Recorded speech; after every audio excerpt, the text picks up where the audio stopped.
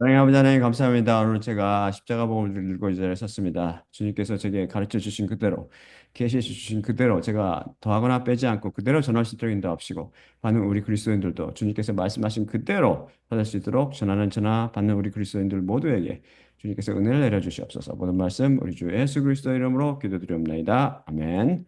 자, 그러면 본문 말씀입니다. 처음 말씀 읽을 때 다 일어서 주시기 바랍니다. 레위기 11장 41에서 42절입니다.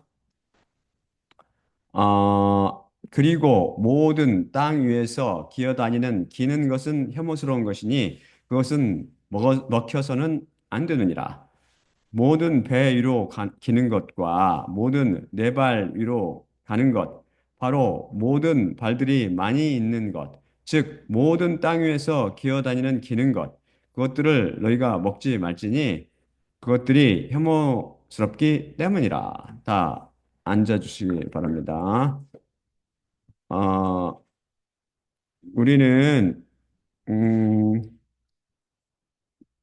오늘도 계속해서 기자 출신의 무신론자인 윌리엄 헨리 버가 1860년에 출판하여 현재까지 많은 자연인들에게 읽히고 있는 Self-Contradictions of the Bible, 즉 성경의 자가당착들이란 책에 기재된 144개의 문제들을 풀어가며 자연인들의 눈에 모순으로 보이고 다른 복음이 잘못 가르치고 있는 것들을 그 양의 계시를 통해 제대로 된 십자가 복음으로 선포하겠습니다. 보아의 40번째 성경어 자가당착은 할례가 제정되었나요? 정죄되었나요? 에 관한 것입니다. 첫째는 할례가 제정되었다라는 것이죠. 제가 읽어드릴게요.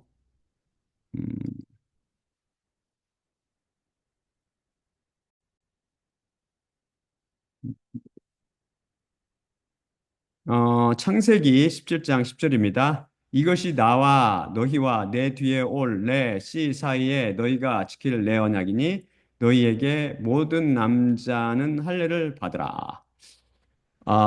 그 다음이 할례가 정제되었다. 다음 슬라이드를 제가 보여드릴게요.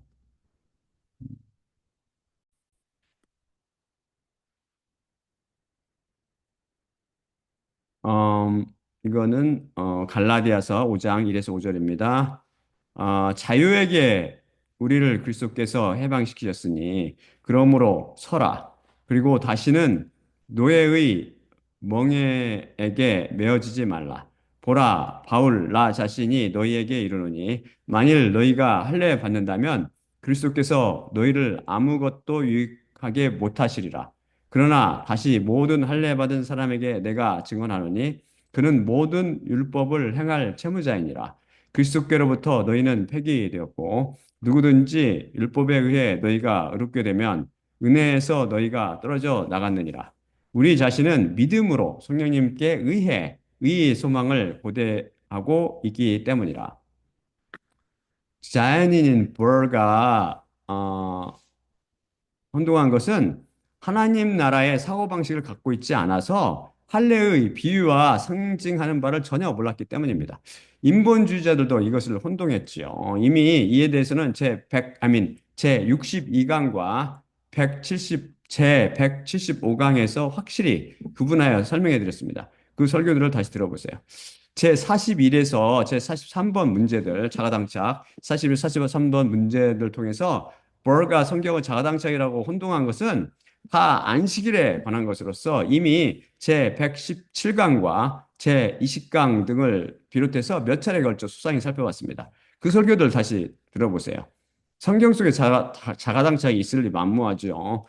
버가 제 44번째 성경을 자가당착으로 주장했으나 사실 영적 의미를 전혀 이해하지 못하여 혼동한 것은 하나님께서 세례를 명령하셨나요? 그렇지 않으셨나요? 하는 것으로 이에 대한 답변은 제 23강과 제 45강을 통해서 밝히 드러내 보여주었습니다. 그 설교들을 다시 들어보세요. 버가 45번째 자가당착으로 주장한 것은 하나님께서 모든 종류 동물을 먹어도 된다고 하셨나요? 어떤 특정한 종류 동물들을 먹으면 안 된다고 하셨나요? 하는 것입니다. 모든 종류 동물들을 다 먹어도 된다라는 구절을 제가 찾아서 먼저 읽어드릴게요. 제가 찾는 게 아니라 좀 이 사람이 올린 걸 제가 번역해서 좀 더 그대로 번역한 것도 있고 좀 앞뒤 구절을 더 넣은 것도 있고 그렇죠. 모든 종류 동물들을 먹어도 된다. 창세기 9장 3절. 모든 살아있는 기는 것은 너희에게 식물의 잎처럼 먹거리가 되리니 모든 것을 너희에게 내가 주었느니라. 노아와 방주에서 나왔을 때 하나님께서 말씀하신 말이죠. 그 다음에 고린도전서 10장 23에서 25절. 모든 것들이 적법하나 모든 것들이 유익하지 않으며 모든 것들이 적법하나 모든 것들이 집을 세우는 것이 아니니라. 누구도 자기 자신의 것을 구하지 말고 다른 이의 것을 구하라. 고기 시장에서 팔리는 모든 것은 아무것도 의문점을 주의 깊게 연구하지 말고 양심을 위해 너희가 먹어라. 로마서 14장 14절. 주 예수님 안에서 내가 알고 또한 설득당했나니 그 자체가 속된 것은 없고 무엇이 속되다고 간주하는 그 자에게만 저자에게 속되느니라. 다음은 어떤 특정한 종류 동물들은 먹으면 안 된다는 구절입니다. 제가 읽어드릴게요. 음,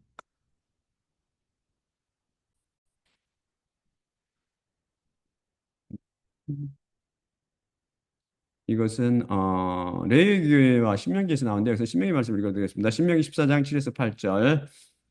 정령 그 책임질감을 씹는 것들이거나 갈라진 발굽이 갈라진 것들이지만 이것을 너희가 먹지 말지니 낙타와 산토끼와 바위 너구리니 그것들이 책임질감을 씹지만 발굽이 그들은 갈라지지 않았으니 그들이 너희에게 부정하니라.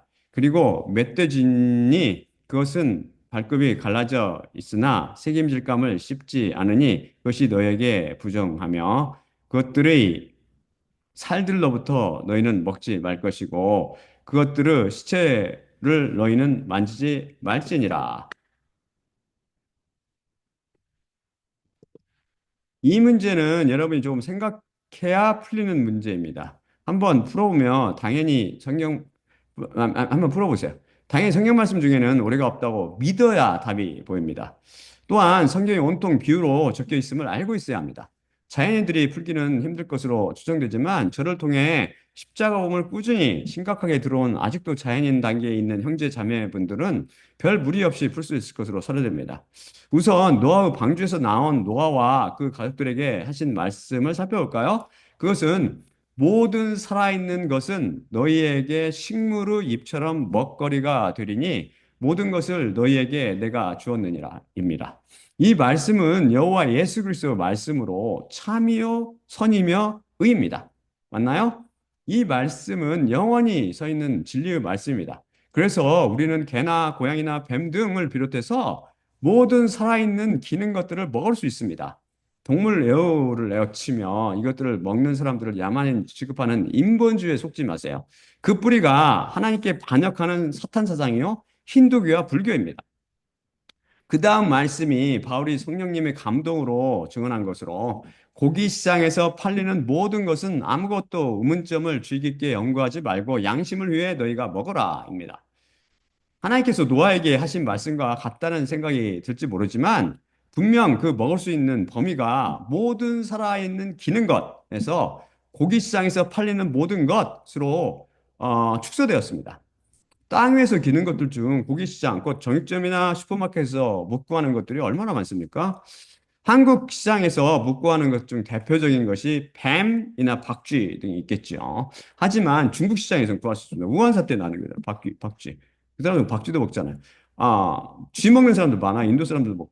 한국 시장에서 구할 수 있지만 제가 뭐 폄하하는 의미로 하는 건 아닙니다. 우리나라 고기 개 먹잖아요. 개. 한국 시장에서 구할 수 있지만 미국 시장에서 못 구하는 것으로 대표적인 게 개고기가 있습니다. 성경 말씀에 따르면 고기 시장에서 먹을 수 있는 것은 먹어도 된다고 했는데 그럼 개고기는 먹어야 하나요? 먹으면 안 되나요? 노아에게 하신 말씀에 따르면 먹어도 되고 사도 바울이 한 말씀에 따르면 헷갈립니다. 해답은 한국이나 중국에서는 먹을 수 있으나 미국에서 먹으면 안 된다입니다. 말씀들이 서로 모순이며 자당착이라고요? 그럴 리 있나요? 형제 바울의 증언이 그 열쇠입니다. 그것은 고린도전서 10장 23에서 24절 말씀으로 모든 것들이 적법하나 모든 것들이 유익하지 않으며 모든 것들이 적법하나 모든 것들이 집을 세우는 것이 아니니라. 누구도 자기 자신의 것을 구하지 말고 다른 이의 것을 구하라. 십자가를 통해 이로부터 난 그리스도인은 자연인입니다. 더 이상 죄와 사망과 마귀의 노예가 아닙니다. 그래서 어떤 것을 해도 적법합니다. 자연이기 때문이죠. 개고기를 어디서 먹든 심지어 뱀이나 박쥐를 먹어도 그것을 금하고 있는 레위기와 신명기 등 율법의 심판 아래 놓이지 않습니다. 율법에서도 자유로워졌기 때문이죠. 하지만 개고기를 먹는 것이 자신에게 유익할지 모르지만 그것을 보는 주위 형제 자매들에게는 걸림돌이 될 수 있습니다.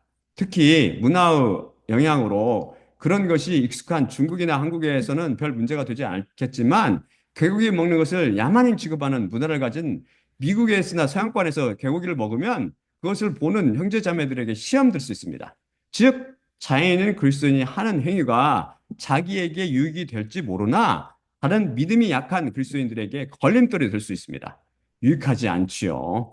따라서 믿음에서 나온 자연스러운 행위가 집을 세우는, 곧 교회에서 서로 덕을 세우는 행위가 되지 않게 됩니다.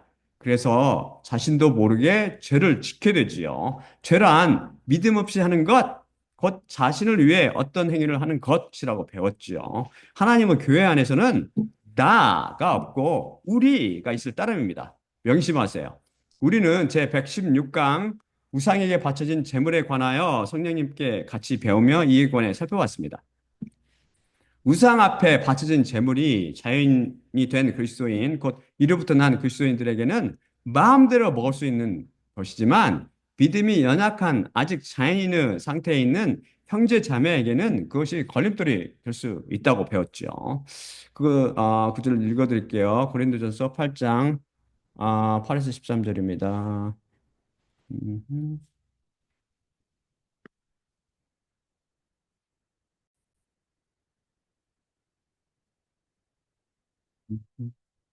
그러나 음식은 우리를 하나님께 바치지 못하며 만일 우리가 먹지 않는다고 부족해지지 않고 만일 우리가 먹는다고 풍성해지지도 아니하니라.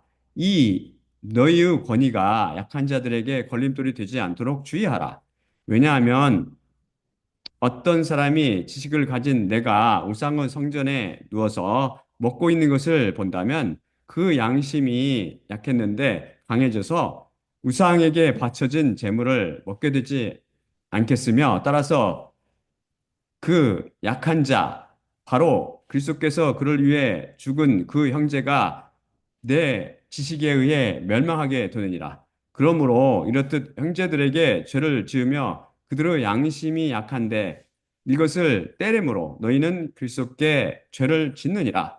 바로 이 때문에 만일 음식이 내 형제를 죄짓게 한다면 내 형제가 죄짓지 못하도록 내가 영원히 고기를 먹지 않으리라. 그런데 만일 모두 아니면 비행기를 타고 단체로 선교여행을 하다가 비행기가 추락하여 사하라 사막이나 알라스카 한복판에 떨어졌다고 한번 가정합시다. 많은 사람들이 죽고 생존자가 몇 안 남았는데 그들이 먹을 것이 없어서 생존을 위해 사막에서 혹은 광야에서 뱀이나 개구리, 기타 여러 가지 야생동물을 잡아먹는 것은 죄가 됩니까?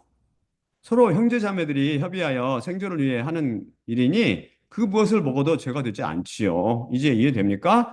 그럼 왜 레위기나 방금 읽은 신명기 말씀을 통해서 하나님께서 뱀과 낙타 및 산토끼나 바위 너구리 등을 부정한 음식으로 정하셔서 그것을 못 먹게 막으셨나요?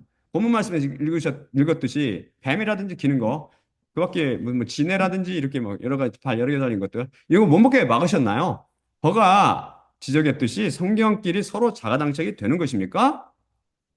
사실 이것은 영적 비유입니다. 이에 대해서는 제 70강과 제 126강에서 이미 살펴봤는데 그 설교를 다시 들어보기 바랍니다. 간략히 설명해 드리면 여기서 부정한 짐승과 정한 짐승은 비유이며 영적으로 이방인과 유대인을 비유한다고 배웠습니다. 그래서 세대임질 한다는 것은 하나님의 말씀을 계속해서 되씹으며 묵상하는 것을 가리키며 그런 짐승은 바로 그런 사람을 비유합니다. 그리고 발굽이 갈라진 발굽을 가졌다는 것은 그 발이 똑바로 길 위에 걷는 사람을 의미합니다.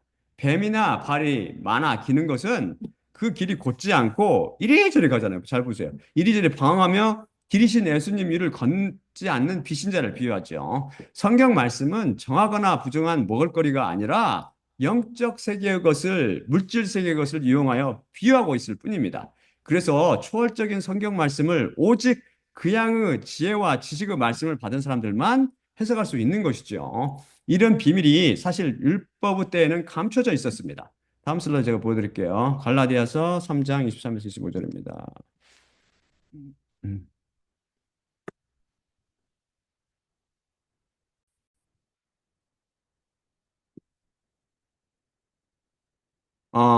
그러나 믿음이 오기 전에 우리는 배시될 믿음의 때까지 갇혀 있었으며 율법 아래 감찰되고 있었고 그래서 율법이 그리스도께 이르게 하는 우리의 길잡이 노예가 되었으니 우리가 믿음으로 의롭게 되기 위해서이나 믿음이 온 후에는 우리가 더 이상 길잡이 노예 아래 있지 아니하니라. 음, 그렇죠? 심지어 베드로도 부정한 동물들과 정결한 동물들을 영적인 의미를 전혀 모르고 있다가 성령님께서 깨닫게 해주신 이후 알게 되었습니다. 이렇게 이로부터 난 예수님의 수제자도 성령님께서 깨닫게 해주시기 전까지는 율법에 감춰진 비밀을 몰랐는데 하물며 눈이 먼 자연인 버가 이 비밀을 깨달으리 만무하지요. 사실 할례에 관한 것이나 정결한 동물과 부정한 동물에 관한 것은 다 율법의 문제입니다. 예수님께서 이 땅에 오셔서 율법을 완전하게 지켜 행하시고 십자가 위에서 완성하신 후 율법을 폐해버리시자 이제 예수 그리스도의 사람들, 곧 그리스도인들은 율법으로부터 해방되었으며 더 이상 할례를 받을 필요가 없게 되었고 어떤 동물을 먹어도 상관없습니다.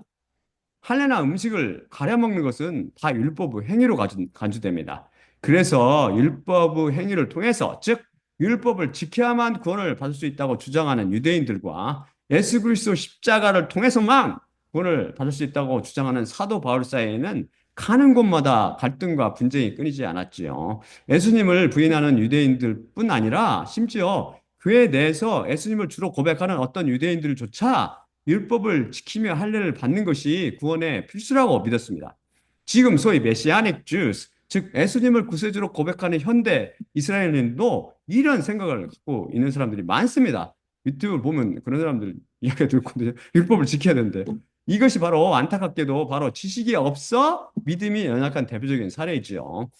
주님께서 바로 그것을 위해서 죽으셨는데 예수님께서 우리를 율법에서 해방시키기 위해서 율법을 완성하시고 율법의 그림자이신 율법의 본체이신 그분이 오셔서 모든 걸 다 십자가로 완성해서 패해버리셨는데 아직도 그렇게 거기에 얽매여 있는 게 참 안타깝죠. 이에 안디옥 교회의 형제들이 바울과 바나바 및 몇 사람들을 뽑아서 사도와 장로들이 있는 예루살렘 교회에 보냅니다. 예루살렘 교회에서 사도들과 장로들이 논의 끝에 베드로가 말합니다. 그런데 지금 왜 너희가 우리의 아버지들도 또한 우리들도 지지 못했던 멍에를 지자들의 목 위에 두어 하나님을 시험하고 있느냐? 오히려 또한 저들도 주 예수님의 은혜를 통해 같은 방식으로 구원을 받음을 우리는 믿노라. 정답이죠. 인간이 구원을 받는 유일한 방법은 주 예수님을 통해 은혜로, 즉 믿음으로 구원받는 것입니다. 이에 사도 야고보가 결론을 내립니다. 사도행전 15장 19에서 21절이지요. 제가 보여드릴게요. 음.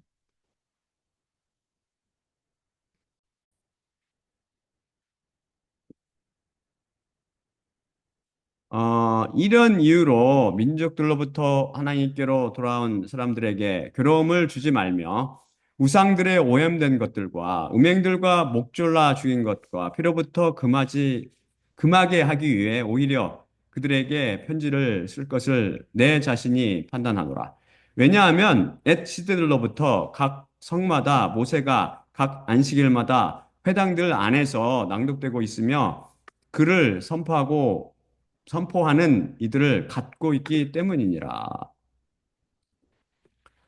어, 우상들의 오염된 것들이란 우상에게 바쳐진 재물을 포함합니다. 그 외에 목졸라 죽인 것, 피 등을 금한 이유는 바로 모세의 율법의 영향을 받아 관습에 따라 그것이 죄라고 어려서부터 배우며 자란 사람들의 연약한 믿음을 보호해 주기 위한 사랑의 조처입니다. 사실 우리가 제사 음식을 먹거나 목졸라 죽인 닭으로 만든 삼계탕으로 몸보심하거나 피로 만든 선짓국을 먹는다고 죄를 지켜야 되나요? 또한 그것을 먹거나 먹지 않는다고 우리 영혼에 도움이 되거나 해가 되지 않습니다. 하지만 이런 지식을 가지지 못해 믿음이 연약한 자들을 받아주는 이런 사랑은 집, 곧 교회를 세웁니다.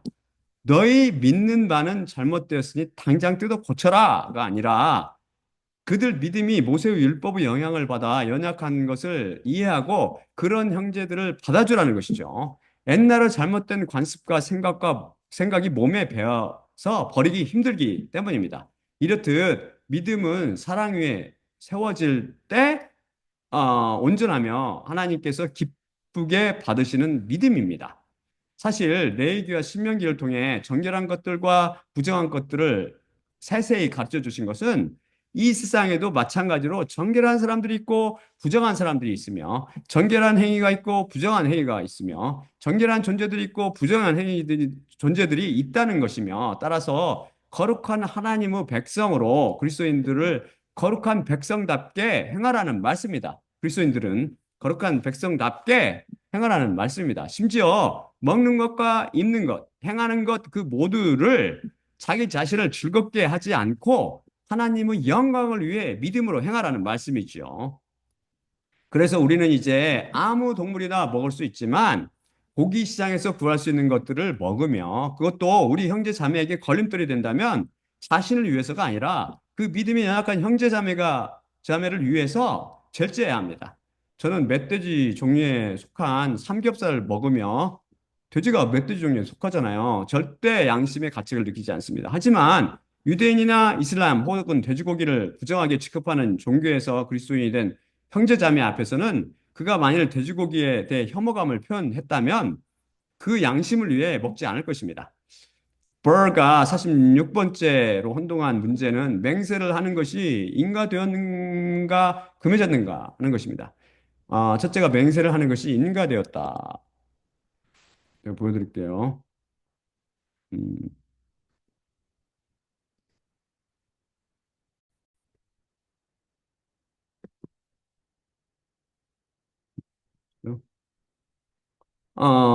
민수기 30장 2절. 사람이 여호와께 서약을 서약할 것이며 혹 맹세를 맹세하여 그의 영혼 위에 끈으로 묶는다면 그의 말을 더럽히지 말 것이요 그의 입으로부터 나간 모든 것을 그는 행할 것이라. 다음에 창세기 21장 23에서 24절, 그다음에 31절입니다. 그러므로 이제 여기서 하나님의 이름으로 내게 맹세할지니 만일 나의 내 자손과 만일 나와 내 자손과 내 종족에게 거짓으로 대할 것이라면 내가 너에게 행한 자비대로 너도 나에게 또한 그 안에서 내가 거주하는 그 땅에게 행할지니라. 그러자 아브라함이 말했으니 내 자신이 맹세할 것이라. 중약. 그러므로 저 장소를 브엘세바라고 그가 불렀으니 거기서 그 둘이 맹세했기 때문이라. 세바라는 게 명세라는 뜻이거든요. 그 다음에 창세기 31장 53절. 아브라함의 하나님, 그리고 나홀의 하나님께서 우리 사이에서 판단하시리니 그들의 아버지의 하나님이시라. 그리고 그의 아버지 이삭의 두려움으로 야곱이 맹세했더라. 히브리서 6장 13절입니다. 아브라함에게 약속하시면서 하나님께서 대하여 맹세할 더 큰 일을 가지고 있지 않기 때문에 당신 자신에 대하여 맹세하셨고, 그 다음에 맹세하는 것을 금지되었다에 대한 그 슬라이드를 구절을 이 사람이 찾아놓은 것을 제가 번역해서 올려드릴게요. 예, 이 말씀. 이 사람은 킹제임스 버전을 올렸지만 저는 이제 헬라어 원어로 제대로 된 걸로 마태복음 5장 33, 37절. 또 너희가 옛날 사람들에게 말씀하여진 것을 들었나니 거짓 맹세하지 말며 내 맹세들을 주님께 감사하라. 하지만 나 자신이 너희에게 이르노니 전혀 맹세하지 말라. 하늘로도 말지니 이것은 하나님의 보좌이기 때문이요. 땅으로도 말지니 그것은 그분 발들의 발판이기 때문이며 예루살렘으로도 말지니 그것은 위대한 왕의 성이기 때문이고 내 머리로도 맹세하지 말지니 내가 한 머리털도 희거나 검게 만들지 못하기 때문이라. 너희 말이 예, 예 혹은 아니요, 아니요가 되게 하라. 하지만 이것들보다 더한 것은 악으로부터 말미암느니라. 우리는 여기서 보듯이 구약과 신약의 맹세나 서약에 대해서 대한 명령이 서로 다름을 알 수 있습니다. 서약이란 맹세하고 약속함이란 뜻입니다. 왜 맹세하거나 서약하면 안 되는지는 제 105강과 207강에서 이미 살펴봤으니 그것에 대해서는 그 설교들을 다시 들어보기 바라며 절대 맹세나 서약을 삼가기 바랍니다. 그럼 왜 구약과 신약의 성경 말씀이 서로 모순, 즉 자가당착처럼 들릴까요? 그 말씀은 그 말씀 어떤 말씀 때문이냐면 또 너희가 옛날 사람들에게 말하여진 것을 들었나니 거짓 맹세하지 말며 내 맹세들을 주님께 갚으라. 하지만 나 자신이 너희에게 이르노니 전혀 맹세하지 말라입니다. 여기서 열쇠는 옛날 사람들에게 말씀하여진 것을 들었나니지요. 이 말씀을 환원하면 옛날 사람들에게는 내가 이렇게 말씀했지만이 됩니다. 그럼 말씀이신 여호와 예수 그리스도께서 당신 자신의 말씀을 번복하신 것입니까? 이것을 설명하기 위해서 다른 율법의 계명을 예로 들어서 설명해 드리도록 하지요. 마태복음 19장 5에서 12절입니다. 제가 읽어드릴게요. 잘 들어보세요. 음.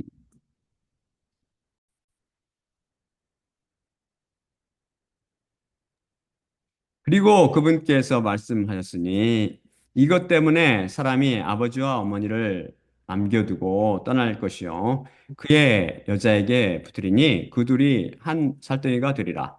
그러므로 더 이상 둘이 아니요 한 살덩이니라. 따라서 하나님께서 짝지어 주신 것을 인간이 떼어 놓으면 안 되느니라. 그들이 그분께 말했으니 그렇다면 왜 모세가 계명을 주어 이혼 증서를 주고 아내를 내보내라 하였나이까? 그들에게 그분께서 이르시니 모세는 너희의 굳은 마음과 관련하여 너희가 너희 아내를 내보내는 것을 허락하였으나 처음부터 이렇게 그것이 되어져 있지 않느니라. 그러나 너희에게 내가 이르노니 누구든지 음행 때문이 아니라 그의 아내를 내보내고 다른 여자와 혼인한다면 스스로 간음하는 것이라. 지자들이 그분께 이르니 아내와 관련하여 사람의 경우가 이렇다면 혼인하지 않는 것이 유익하리이다. 그러자 그분께서 그들에게 말씀하셨으니 모든 자들이 다 그 말씀을 포용하지 않고 오히려 그것이 주어져 있는 자들이 포용하느니라. 정령 어머니의 배로부터 이렇게 태어난 고자들이 있고 사람들에 의해 고자가 된 고자들도 있으며 하늘들의 왕국 때문에 스스로 자신들을 고자로 만든 고자들도 있느니라. 포용할 수 있는 자는 포용해야 하느니라. 어, 모세의 율법 곧 신명기 24장 1절에 따르면 남자가 여자를 취하여 그녀에게 남편이 되었을 때 그녀 안에서 일의 벌거벗음 이제 그대로 번역한 거거든요. 를 그가 발견하였기 때문에 만일 그의 눈들의 은혜를 그녀가 발견하지 못한다면 그녀에게 이혼의 증서를 그가 줄 것이요 그녀의 손 안에 줄 것이며 그의 집으로부터 그녀를 내보낼지니라 라고 명령합니다. 즉 율법에 의하면 결혼한 남녀가 있을 때 남편이 아내에게서 일의 벌거벗음 곧 여자의 부끄러운 점이나 신체의 결함 등을 포함한 약점들을 발견하여 그녀에게 잘 대해주고 싶은 마음이 사라지면 그녀에게 이혼 증서를 써주고 내보내라고 명령합니다. 아내의 수치나 약점을 인해서 이혼해도 된다는 말씀이죠.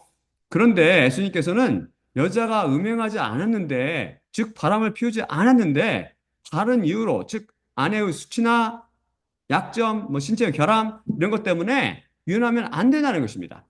이혼하고 다른 여자와 결혼하면 간음죄를 스스로 지켜야 된다고 말씀하십니다. 분명히 율법, 곧 신명기 말씀과 서로 모순이 되는 것처럼 들립니다. 그래서 율법의 밝은 지자들이 이 계명을 들어 그렇다면 왜 모세가 그렇게 명령했느냐고 여쭙니다.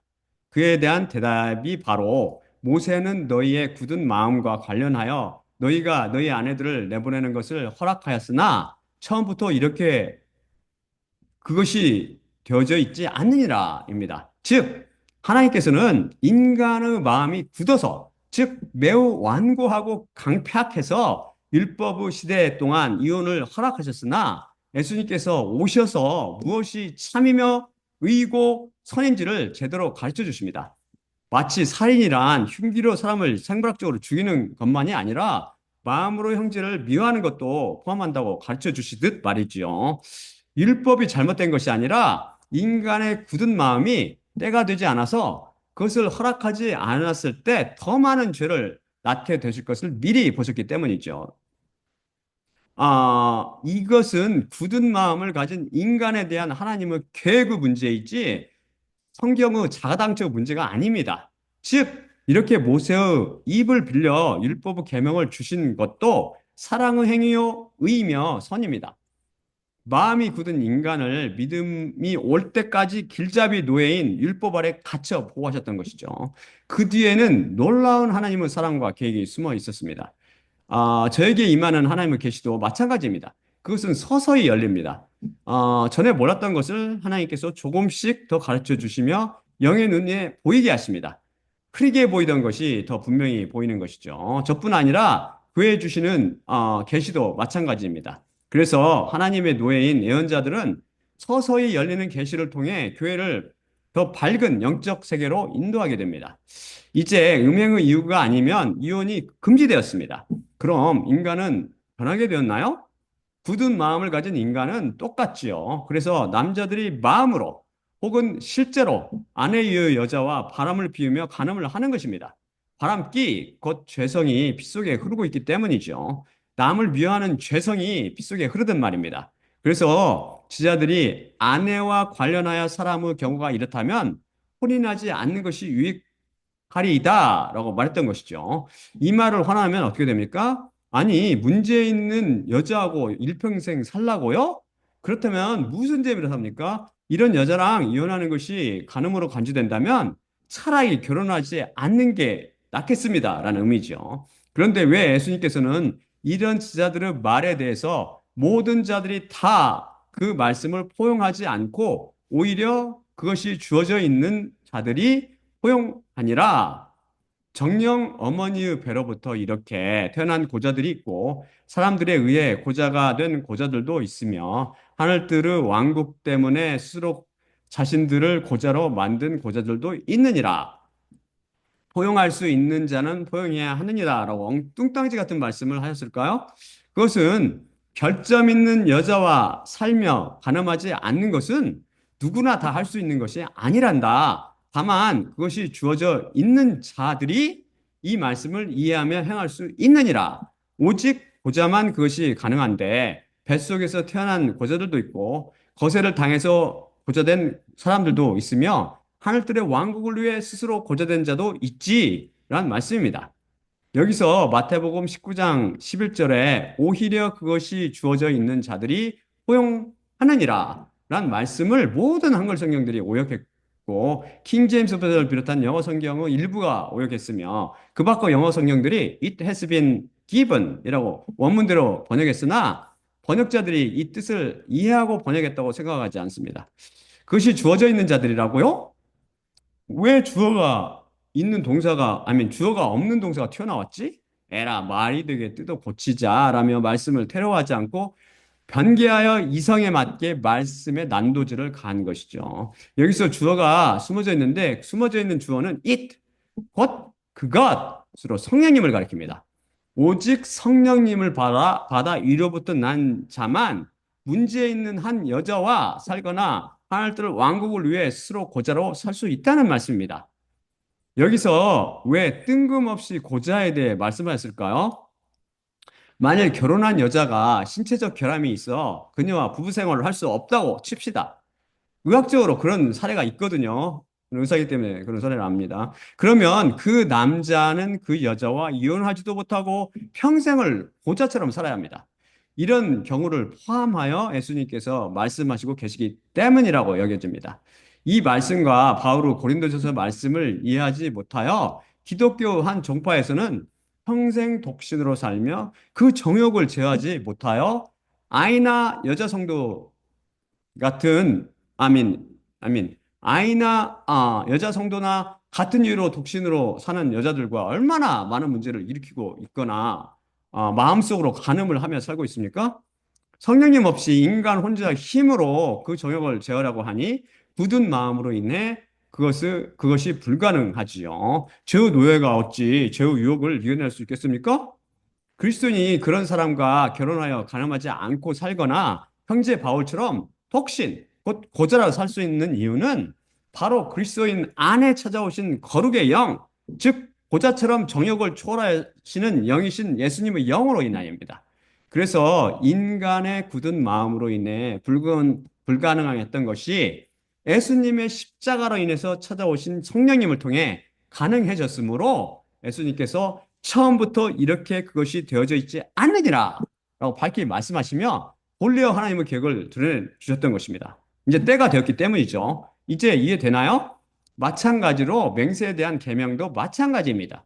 인간의 굳은 마음으로 인해 예수님께서 오시기 전까지 맹세를 허락하셨으나 예수님께서 오셔서 그 본래 의미를 가르쳐 주시며 이것을 바로잡으신 것입니다. 한 머리털도 희거나 검게 만들지 못하는 인간은 절대 맹세하면 안 되며 맹세하실 수 있는 분은 오직 하나님 한 분뿐이십니다. 성경 속에 자아당착이 절대 있을 수 없고 말씀이신 성경 자신은 스스로를 항상 설명해 주며 가르쳐 줍니다. 말씀이 바로 여호와 하나님이시기 때문이죠. 버가 47번째 자아당착으로 출판한 것은 하나님께서 결혼을 승인하셨느냐 그렇지 않느냐 하는 것입니다. 하나님께서 결혼을 승인하셨다. 이 구절을 쳐서 읽어드릴게요.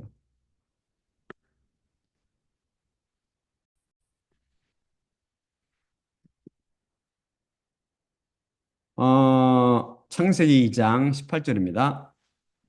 그리고 여호와 하나님께서 말씀하셨을 때 그 사람이 그 홀로 있는 것이 좋지 않으니 그를 위해 그에게 부합한 조력자를 내가 만들리라. 그리고 창세기 1장 27에서 28절입니다. 그리고 하나님께서 사람을 그분의 형상 안에서 창조하셨으니 하나님의 형상 안에서 그분께서 그를 창조하셨고 남자와 여자로 그분께서 그들을 창조하셨더라.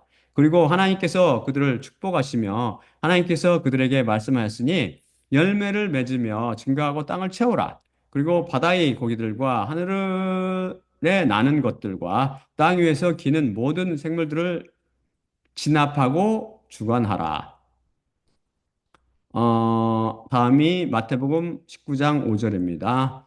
그리고 그분께서 말씀하였으니 이것 때문에 사람이 아버지와 어머니를 남겨두고 떠날 것이요. 그의 여자에게 붙으리니 그 둘이 한 살덩이가 되리라. 그리고 히브리서 13장 4절입니다. 혼인은 모든 것들 안에서 소중하며 잠자리는 더럽혀지지 않으니 정녕 하나님께서 음행자들과 간부들을 심판하시리라. 다만 하나님께서 결혼을 승인하지 않으셨다라고 주장한 구절인데요. 제가 보여드릴게요.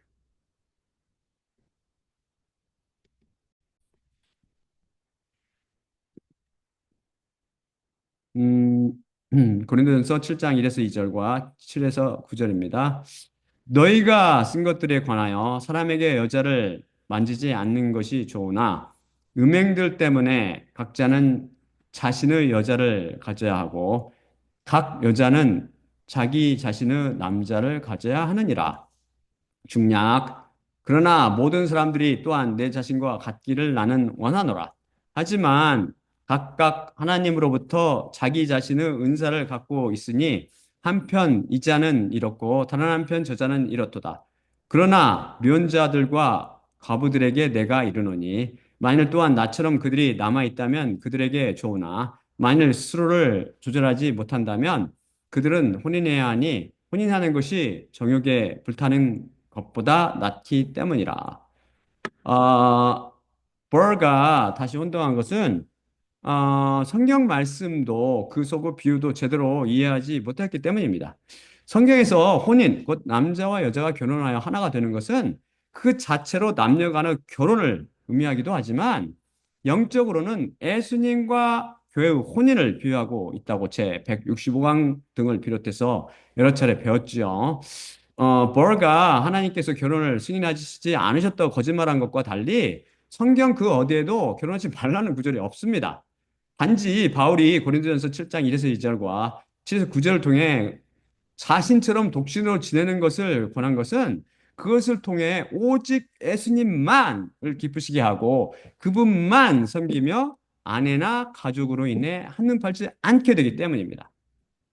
그러나 하지만 각각은 하나님으로부터 자기 자신의 은사를 갖고 있으니 라고 말하며 그것이 예수님께서 말씀하시듯이 분명 성령님의 은사로 즉 성령으로만 가능하되 그 은사가 다름을 가르쳐주며 인간의 굳은 마음으로 인해 스스로의 정욕을 조절하지 못하여 음행을 할 바에 차라리 결혼하고 권합니다. 성령 받다 다 이렇게 바울처럼 고지로 살 수 있는 건 아니지요.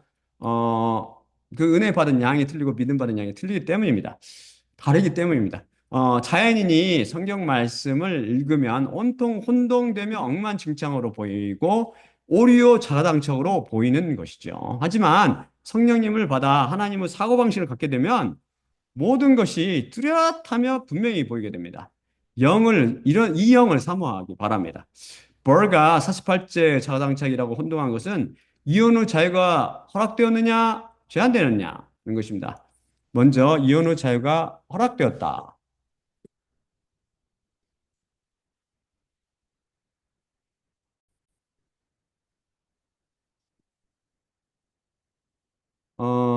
신명기 24장 1절입니다. 남자가 여자를 취하여 그녀에게 남편이 되었을 때 그녀 안에서 이를 벌거벗음을 그가 발견하였기 때문에 만일 그 눈들의 은혜를 그녀가 발견하지 못한다면 그녀에게 이혼 후 정서를 그가 쓸 것이요 그녀의 손 안에 줄 것이며 그의 집으로부터 그녀를 내보낼지니라.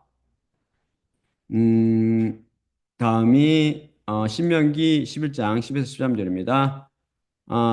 내 원수들에 대한 전쟁에 내가 나갈 때 여호와 내 하나님께서 내 손 안에 그를 주셔서 그의 포로들을 내가 포로 잡았는데 내가 그 포로들 안에서 아름다운 모습의 여자를 내가 보고 그녀를 원하여 그녀를 너에게 아내로 취하면 내 집안으로 그녀를 내가 데려올 것이요 그녀의 머리를 그녀가 밀 것이며 그녀의 손톱들을 그녀가 깎을 것이라.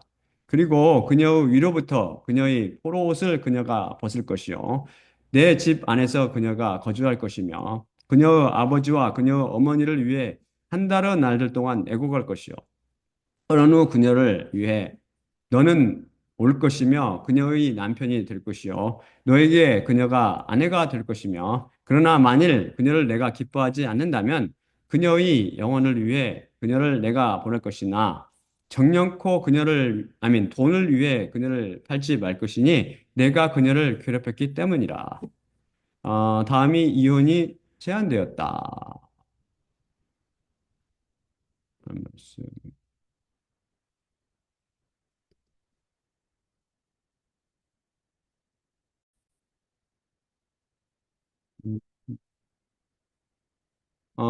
마태복음 5장 31, 32절입니다. 또 그것이 말씀해졌으니 누구든지 그의 아내를 가게 하고자 하거든 그는 그녀에게 이혼 증서를 써야 한다. 그러나 내 자신이 너에게 이르노니 음행의 일 외에 그의 아내를 가게 하는 모든 자는 그녀가 간음당하도록 행하는 것이요. 누구든지 이혼당한 여자와 혼인하면 그는 스스로 간음하는 것이라. 이것은 방금 그의 46번째 자가당착을 풀며 설명해 드렸습니다. 혹시 아직도 이해가 안 간다면 오늘 설교를 다시 들어보세요. 버가 49번째 자가당착으로 혼동한 것은 하나님께서 간음을 금하셨나요? 허락하셨나요? 하는 것입니다. 첫 번째 간음이 금지되었다.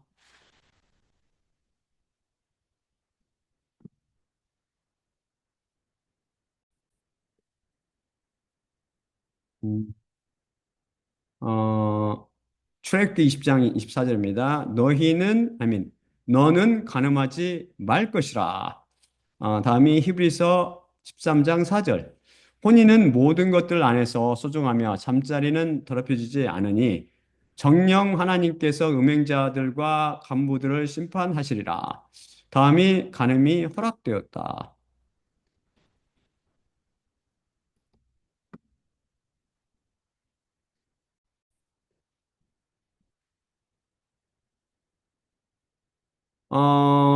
민수기 31장 18절입니다. 그리고 모든 아이들과 여자들 중 남자의 잠재를 알지 못하는 자들을 너희를 위해 살려두라. 다음이 호세아서 1장 2에서 3절과 2장 1에서 4절입니다. 어, 여호와 말씀의 시작. 여호와께서 호세아를 향해서 말씀하셨으니 가서 매춘의 여자와 매춘의 사내 아이들을 너에게 취할지니 그 땅이 여호와의 뒤로부터 정령코 매춘을 행하고 있기 때문이라. 그러자 그가 갔고 디블라임의 딸 고멜을 그가 취했으며 그녀가 임신했고 그에게 아들을 낳았더라. 중략 너희 형제들에게 암이라고 말하고 너희 자매들에게 루함이라고 말하라. 너희 어머니에 대해 항변하라.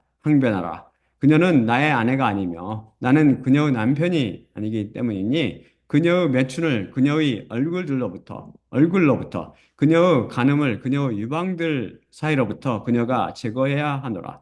그렇지 않으면 나체로 그녀를 내가 벌거벗길 것이요 그녀가 태어난 날처럼 그녀를 세울 것이며 광야처럼 그녀를 놓을 것이고 마른 땅처럼 그녀를 둘 것이며 목마름으로 그녀를 죽이리라. 그리고 그녀의 아들들을 내가 긍휼히 여기지 않으리니 그들은 매춘의 아들들이기 때문이라. 자연인 벌의 굳은 마음, 으로 인해 버는 굳은 마음으로 인해서 육신의 정욕의 노예로 사로잡혀 하나님의 말씀이 왜곡되며 굴절되어 보인 것 같습니다. 민수기 31장 18절 말씀이나 방금 읽은 호세아 말씀이 간음을 허락하셨다는 의미로 여러분께 들리거나 보입니까?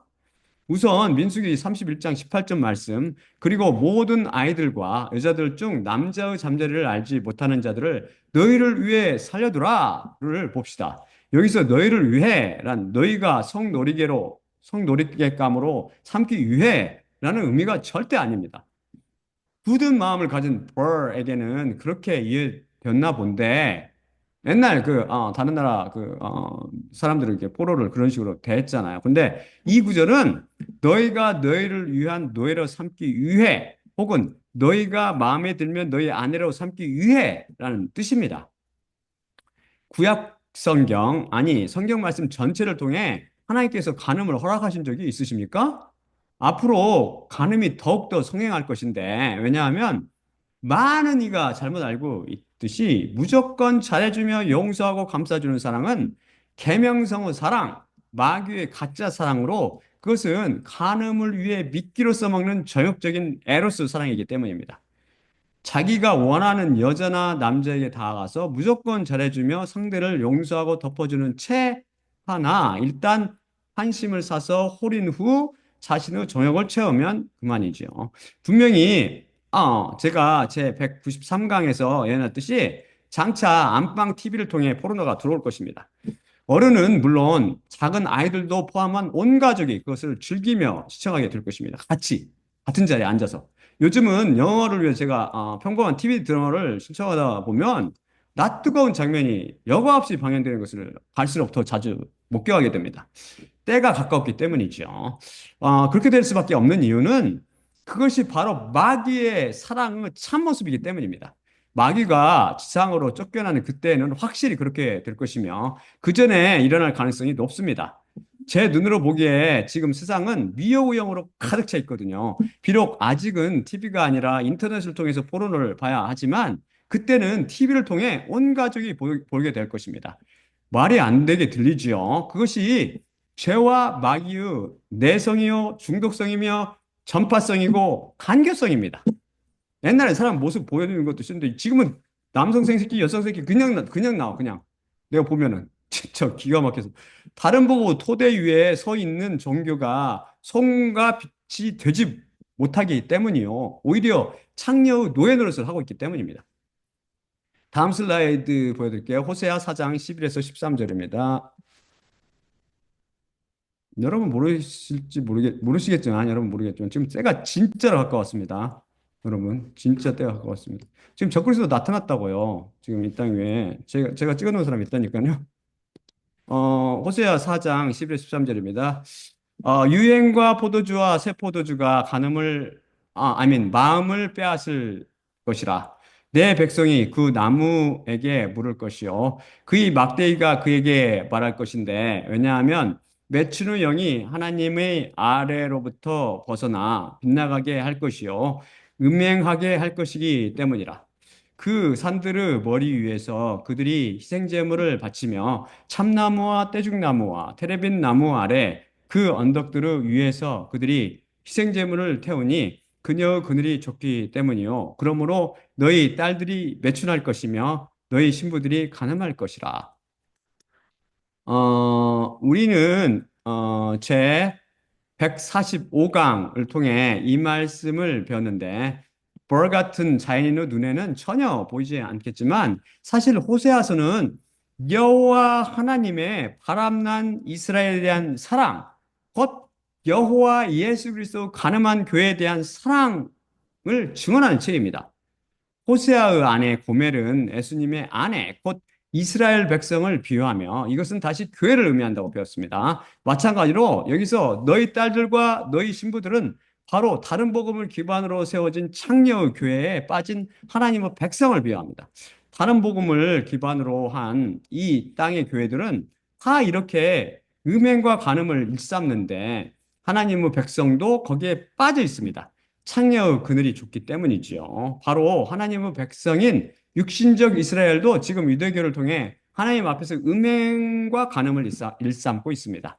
비록 이들이 간음을 행해도 이들 중 하나님의 백성을 호세아를 시켜 고멜을 아내로 맞이하고 사랑하라고 하셨듯이 하나님께서는 그들의 죄에도 불구하고 끝까지 사랑하실 것입니다.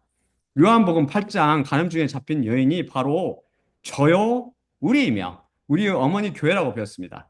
이렇게 탐욕이라는 우상숭배죄, 곧 간음죄를 지은 교회를 예수님께서는 정죄하시지 않으시며 용서하시고 덮어주시며 사랑하십니다. 까맣게 생긴 여자, 못생긴 여자인 교회에 대한 사랑을 읊은 아가서와 창녀 고멜로 비유되는 이스라엘, 곧 교회를 용서하시고 덮어주시는 하나님의 사랑을 노래한 호세아서가 그 대표입니다. 이 비밀을 그것이 주어져 있는 자들이 아니라면 그 누가 포용할 수 있겠습니까? 오늘도 성경 말씀 속에는 철제 자가장착이 없으며 자연들의 혼동만 있을 뿐이라고 다시 한번 확인할 수 있었습니다. 일자무 절대 진리인 성경 말씀을 십자가 복음을 통해 들으며 뿌려지는 살아있는 씨, 곧 피에 담가져 있는 말씀을 통해 위로부터 나게 되기를 기도드립니다. 마지막으로 고린도전서 11장 23에서 26절을 읽고 마치겠습니다.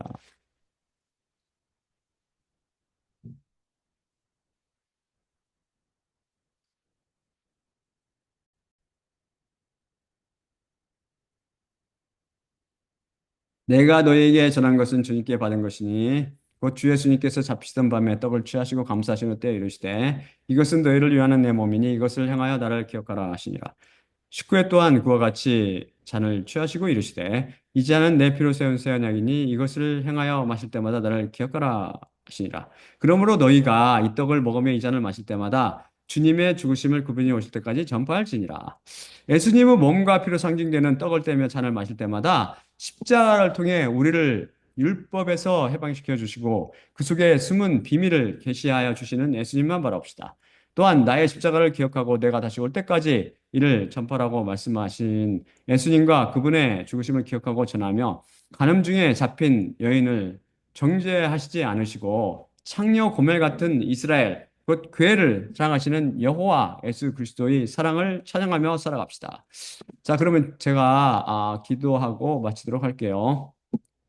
사랑의 아버지 하나님 감사합니다. 오늘도 우리가 주님의 말씀 을 통해서 우리 말씀 속에는 성경 말씀 속에는 일체의 오류가 없음을 다시 한번 확인할 수 있었고 그 속에는 오류가 아니라 놀라운 하나님의 비밀 이 숨겨져 있음을 배웠습니다. 이제 우리는 진실로 죄와 사망과 마귀와 율법의 권세로부터 해방되었으며 그리하여 우리가 어떤 음식을 어떤 동물을 먹어도 어떤 음식을 먹을 수 있으나 하지만 우리는 나를 위해서 있는 게 아니라 우리를 위해 살고 있습니다. 우리 교회를 위해서 서로 덕이 되게 서로를 사랑하며 서로 믿음이 약한 자를 덮어주게 하옵시고 그런 믿음이 부족하면 저를 덮어주시며 우리 사랑하는 백성들을 덮어주시고 주님의 사랑으로 서로 사랑할 수 있도록 그 사랑을 우리에게 넘치도록 부어주시옵소서.